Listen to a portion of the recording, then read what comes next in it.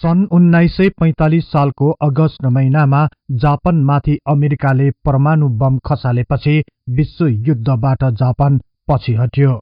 यस लगत्तै विश्वयुद्धको पनि अन्त्य हुन गयो।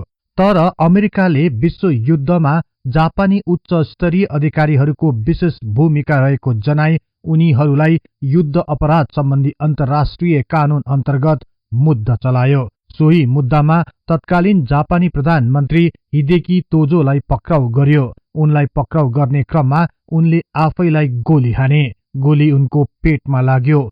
पेटबाट रगत बग्न थाल्यो। उनी त्यही रहेको कुर्सीमाथि अचेत अवस्थामा ढल्न पुगे। यसपछि हिदेकी तोजोको अवस्था कस्तो रह्यो? तत्कालीन प्रधानमन्त्री हिदेकी तोजोमाथि किन युद्ध अपराध सम्बन्धी मुद्दा चलायो? उनलाई कस्तो सजाय दिइयो? यस सम्बन्धी आजको कार्यक्रममा चर्चा गर्नेछौं। विश्वास छ सदाझै यस कार्यक्रमलाई पनि उत्तिकै मन पराइदिनुहुनेछ।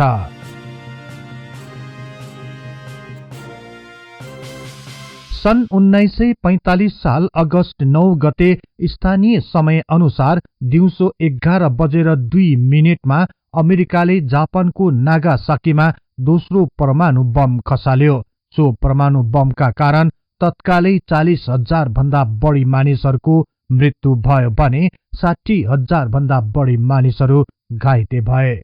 यो आक्रमणबाट जापान निकै त्रसित बन्न गयो। यसपछि अगस्त 9 तारिकको राति नै सम्राटको उपस्थितिमा सर्वोच्च युद्ध समितिको बैठक बस्यो। युद्ध अन्त्य गर्ने, आत्मसमर्पण गर्ने वा युद्धलाई अझै अघि बढाउने विषयमा भएको सो बैठकमा उपस्थित केही सैनिक अधिकृतहरूले युद्धलाई निरन्तरता दिने विषयमा आफ्नो विचार पोखे। तर जापानी सम्राट हिरोहितो सो विचारसँग सहमत भएनन् र उनले युद्धलाई रोक्नै पर्ने सल्लाह दिए। यसको भोलिपल्ट अर्थात् अगस्त 10 तारिकको दिन सम्राटले इम्पेरियल काउन्सिललाई सम्बोधन गर्दै भने, मेरो विचारमा युद्धलाई अघि बढाउन असम्भव छ।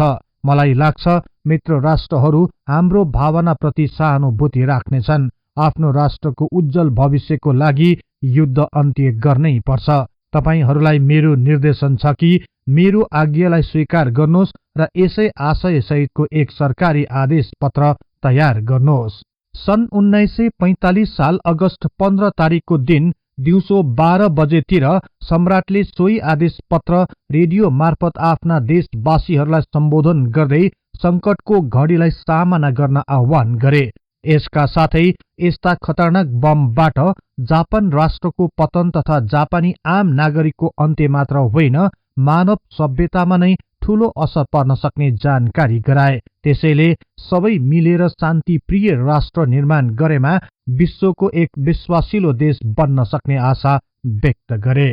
तर सम्राटको यो आह्वानको विरुद्ध केही सैनिक अधिकृतहरूले विरोध गरे। उनीहरू विद्रोहमा उत्रिए। उनीहरूले रेडियो स्टेशन कब्जा गरी सम्राटको घोषणाको रेकर्ड फुटाए। अन्य संरचनाहरू तोडफोड गरे। विद्रोही सैनिकहरूले तत्कालीन प्रधानमन्त्री कान्तारो सुजुकीको हत्याको पनि प्रयास गरे। तर उनीहरूको विद्रोहलाई चाँडै नियन्त्रणमा लियो। त्यसपछि केही विद्रोही सैनिक अधिकृतहरूले तरवारद्वारा पेट चिरी आत्महत्या अर्थात् हाराकिरी गरे। यसपछि सम्राटको आदेशमा अगस्त 16 तारिकको दिन जापानले एक आत्मसमर्पणको सूचना अमेरिकी सेनालाई पठायो। सन् 1945 साल सेप्टेम्बर 2 तारिकको दिन मिसुरी नामक अमेरिकी युद्धपोतमा आत्मसमर्पणको प्रक्रिया आरम्भ भयो। सो अवसरमा जापानी प्रतिनिधिले एक आत्मसमर्पण पत्रमा हस्ताक्षर गरेपछि जापान विरुद्धको युद्ध औपचारिक रूपमा अन्त्य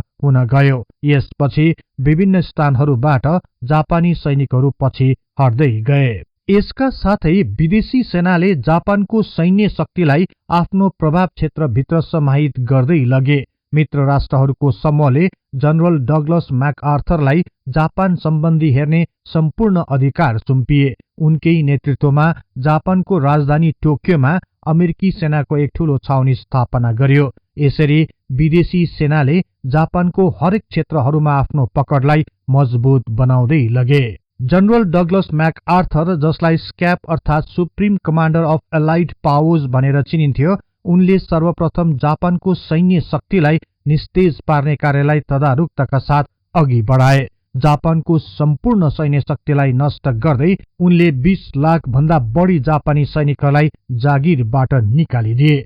जापानी सेनासँग रहेको धेरैजसो हात हतियारहरू नष्ट गरियो भने केही राम्रा हात हतियारहरू अन्य देशहरूलाई प्रदान गरियो।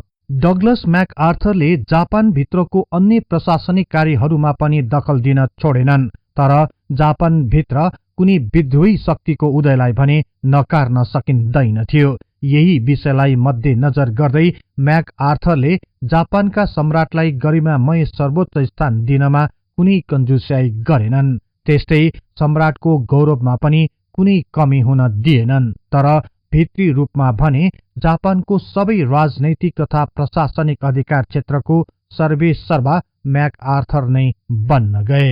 यसपछि उनले जापानका केही उच्च सैनिक अधिकृतहरूलाई युद्ध अपराधीको रूपमा सजाय दिलाउने निर्णय लिए। पराजित जापानीहरूको मनोबल गिराउन युद्ध अपराधीको दोषी बनाई प्रतिशोध स्वरूप कठोर सजाय दिन मैकआर्थरले एक विशेष योजना बनाए।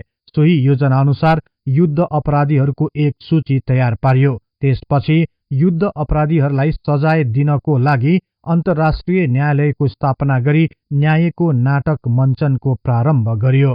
यही बहानामा प्रमुख 26 जना सरकारी तथा सैनिक अधिकृतहरूको नाम तयार पारे र उनले तिनीहरूलाई खोजेर ल्याउन आफ्ना सैनिकहरूलाई आदेश दिए। यही अपराधी समूहको सूचीमा पूर्व प्रधानमन्त्री हिदेकी तोजोको नाम पनि गाँसिन पुग्यो। हिदेकी तोजोको जन्म एक सैनिक परिवारमा भएको थियो।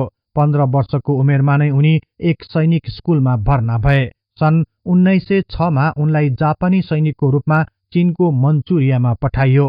बिस्तारै उनी जापानी सेनाभित्र एक प्रभावशाली व्यक्ति बन्दै गए। यही कारण उनी सहजै मेजर जनरल पदमा पदोन्नति भए। मेजर जनरलको रूपमा उनले मन्चुरियामा रहेको जापानी सेनाको कमान्डरको पद सम्हाल्ने मौका पाए। यही समयमा अर्थात् सन् 1936 ताका जापानी सेनाभित्रको गुटबन्दीले चरम रूप लिन थाल्यो। सोही गुटबन्दीको कारण जापानको अवस्था निकै नाजुक बन्दै गएपछि हिदेकी तोजोले गुटबन्दीको कारण उब्जिएको विद्रोहलाई दबाउन कठोर कदम लिए र उनी सफल पनि भए। यसरी उनी जापानी सेना र सम्राटप्रति एक वफादार सैनिक अधिकृतको रूपमा प्रख्यात हुँदै गए। सन् 1938 सालमा तत्कालीन प्रधानमन्त्रीले मन्त्रीमण्डल हेरफेर गर्ने क्रममा हिदेकी तोजोलाई उपमन्त्रीको पदमा चयन गरे। यस प्रकार हिदेकी तोजो एकाएक देशको मुख्य धारमा समाहित हुँदै एक राजनीतिक व्यक्तित्वको रूपमा उदय भए। सन् 1940 सालमा उनले युद्ध मन्त्रीको रूपमा काम गर्ने अवसर पाए। अर्को साल अर्थात् सन् 1941 सालमा हिदेकी तोजोलाई सम्राटद्वारा जापानको प्रधानमन्त्रीको पदमा नियुक्त गरियो। यसपछि भने उनी जापानकै एक शक्तिशाली व्यक्तित्वको रूपमा स्थापित भए। प्रधानमन्त्री हिदेकी तोजोले सन् 1941 साल डिसेम्बर 7 तारिकको दिन आफ्ना हवाई सेनालाई अमेरिकी नौसेनाको आधार क्षेत्र रहेको पर्ल हार्बर क्षेत्रमा आक्रमण गर्न आदेश दिए। जापानी हवाई सेनाले पर्ल हार्बरमा रहेको अमेरिकी युद्धपोतहरू तहस नहस पारिदिए। यसपछि भने अमेरिकाले पनि विश्व युद्धमा प्रत्यक्ष सहभागिता जनाउने निर्णय लियो। एकपछि अर्को राष्ट्रहरू युद्धमा भाग लिन थालेपछि जापान पनि युद्धको भूमरीमा नराम्ररी फस्दै गयो। युद्ध निकै लम्बिँदै गयो। यसले जापानको अर्थतन्त्रलाई तहस नहस पार्दै लग्यो। अन्ततः सन् 1944 सालको जुलाई महिनामा सम्राट हिरोहितोले हिदेकी तोजोलाई चीफ अफ स्टाफ पदबाट हटाइदिए र यसको 4 दिनपछि नै तोजोको पूरै क्याबिनेटले राजीनामा दिए। यसपछि भने तोजो राजधानी टोकियो नजिकै रहेको एक गाउँमा बस्न थाले र एक सामान्य जीवन बिताउन थाले। यिनै हिदेकी तोजोको खोजीमा राजधानी टोकियोमा अमेरिकी सैनिकहरूको निकै छलफल बढ्न थाल्यो। सन् 1945 साल सेप्टेम्बर 12 तारिकको दिन अमेरिकी सैनिकहरू राजधानी टोकियो सहर नजिकै रहेको एक गाउँतिर पुगे। सुराकीहरूले एकजना मानिस आराम गरी बसिरहेको सूचना दिएपछि गाउँको एक किनारमा रहेको मकैको बारीभित्र छिर्दै उनीहरू एउटा सामान्य घर नजिकै पुगे। दिनको करिब 12 बजेतिर पुगेका सैनिकहरूले सो घरमा एक गार्ड र एक नोकरलाई भेटे। हात हतियार सहित सैनिक जस्ता देखिने विदेशी मानिसहरू आएपछि घर अगाडि रहेको गार्डले उनीहरूलाई सोधे, तपाईहरू के को लागि आउनुभयो अनि कसलाई खोज्दै हुनुहुन्छ? सोही समूहका एकजनाले गार्डको प्रश्नको जवाब फर्काउँदै भने, हामी प्रधानमन्त्री हिदेकी तोजोलाई खोज्दैछौं, के उहाँ यहाँ हुनुहुन्छ? गार्ड एकछिन अल्लमल्लमा परे र भने, उहाँ अहिले बाहिर जानुभएको छ, एकछिनमा आउनुहुन्छ, तपाईहरू यहीँ बस्न सक्नुहुन्छ। यसपछि अमेरिकी सैनिकहरू घर अगाडिको आँगनमा केही क्षण बसे। एकछिनपछि होचो उचाइको दुब्लो र सामान्य देखिने मानिस घरमा आए र सरासर केही नबोली ढोका खोली भित्र पसे र चुकुल लगाए। अमेरिकी सैनिकहरूले हिदेकी तोजो यही नै भएको अड्कल काटे, तर निश्चिन्त भने हुन सकेनन्। एकछिनपछि सोही व्यक्तिले अघिल्लो कोठाको झ्याल खोली बाहिर रहेको मानिसहरूलाई सोधे, तपाईहरू यहाँ किन आउनु भएको? सैनिकहरू मध्ये एकजनाले आफ्नो हातमा रहेको कागजपत्र देखाउँदै भने, हामी अमेरिकी सेनाको तर्फबाट आएका हौं, ढोका खोलिदिनुहोस् ताकि हामी तपाईलाई यो वारेन्ट पत्र थमाउन सकौं। यो सुन्ने बित्तिकै झ्यालभित्र उभिरहेको सोही व्यक्तिले जवाब फर्काउँदै भने, तपाईहरू जो भए तापनि म तपाईहरूसँग कुरा गर्न चाहन्न। यति भनी नसक्दै उनले झ्याल बन्द गरे। भित्रबाट झ्यालको चुकुल लगाएको स्पष्टसँग बाहिर रहेका सैनिकहरूले पनि सुने। यसपछि अमेरिकी सेनाहरूले के गर्ने भन्ने पक्षमा छलफल गर्न थाले। यति नै बेला भित्रबाट बन्दुक पड्केको जोरदार आवाज उनीहरूको कानमा पर्यो। अमेरिकी सैनिकहरूले हतार हतारमा घरको मूल ढोका तोड्न थाले। काठको सो ढोका सहजै फोर्यो र उनीहरू भित्र छिरे। भित्र छिर्ने बित्तिकै एउटा कोठाको कुनामा रहेको एक कुर्सीमाथि सोही व्यक्ति लडिरहेको देखे।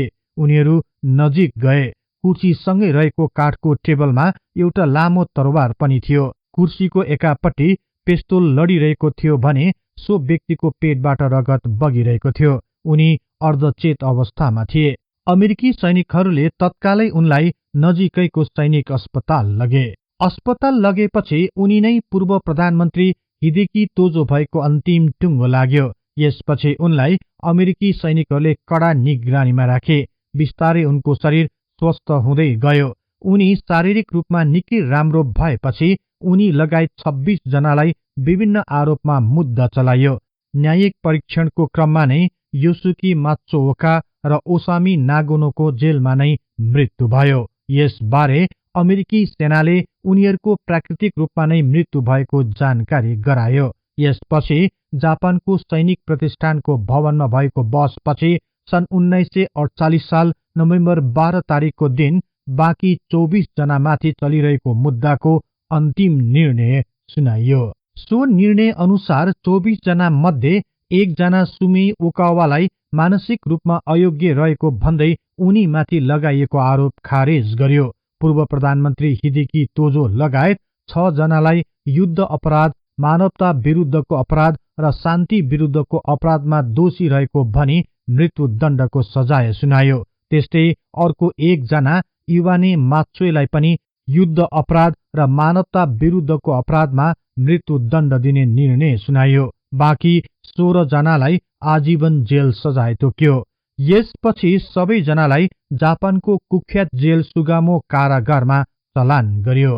अन्तिम निर्णय सुनाएको 1 महिनापछि अर्थात् सन् 1948 साल डिसेम्बर 23 तारिकको दिन सुगामो जेल भित्र नै पूर्व प्रधानमन्त्री हिदेकी तोजो लगायत 7 जनालाई फाँसीमा चढाइयो। पछिल्लो रिपोर्ट अनुसार फाँसी दिएको 7 जनाको शवलाई जलाइयो र जलेको खरानीलाई जापानको योकोहमाबाट 48 किलोमिटर टाढा रहेको समुद्रमा फ्याँकियो। यो जानकारी भने वर्षौसम्म पनि खुलासा गरिएन। आजीवन जेल पाएका 16 जना मध्ये कुनिएको कोइसो, तोसियो सिरोतोरी र उमेजुको जेल भित्र नै निधन भयो। बाँकी 13 जनाले सन् 1954 र सन् 1956 सालमा जेलबाट छुटकारा पाए।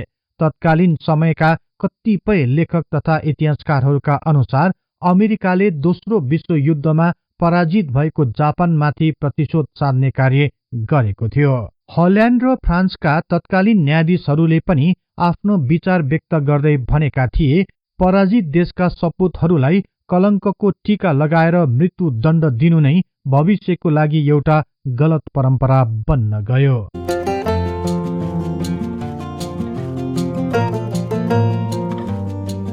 यहाँहरूलाई यो कार्यक्रम कस्तो लाग्यो कृपया कमेन्ट बक्समा लेखी पठाउनुहोला।